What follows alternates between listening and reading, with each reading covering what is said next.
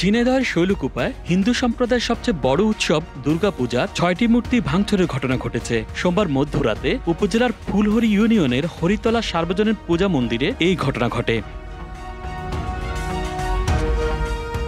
এর আগে হরিতলা সার্বজনীন পূজা মন্দিরে দুর্গাপূজা উপলক্ষে প্রতিমা তৈরি করা সম্পন্ন করার পর মূর্তিগুলো রং করার জন্য ঢেকে রাখা হয়েছিল। প্রতিদিন মন্দিরটি নিয়মিত পাহারা দিচ্ছিলেন হিন্দু সম্প্রদায়ের লোকজন। এর ধারাবাহিকতায় মঙ্গলবার ভোর ৪টা পর্যন্ত পাহারা দেয় তারা।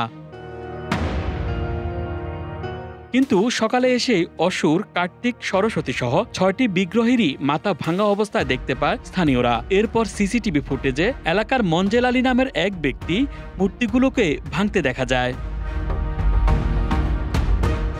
মন্দির কমিটি ও এলাকাবাসী জানায়, আটক মঞ্জেল আলী দীর্ঘদিন ধরেই মানসিক সমস্যায় ভুগছেন। ঘটনার আগের দিনও তাকে হিন্দু সম্প্রদায়ের লোকজনের সঙ্গে কাজে অংশ নিতে দেখা গেছে। আমাদের কমিটির ছেলেপেলে সন্ধ্যার থেকে রাত ৪টে পর্যন্ত পাহারা দেয়। তারা এই ঘরের ভিতরে থাকে এবং আমাদের এখানে সিসি ক্যামেরার ফুটেজ আছে। সংবাদ পাই ৯:৩০টার দিকে যে এখানে প্রতিমা ভাঙা হয়েছে। তো আসি দেখি যে ৬টা প্রতিমার মাথা নেই আর অনেক প্রতিমার মাথা ভেঙে থুয়ে গেছে।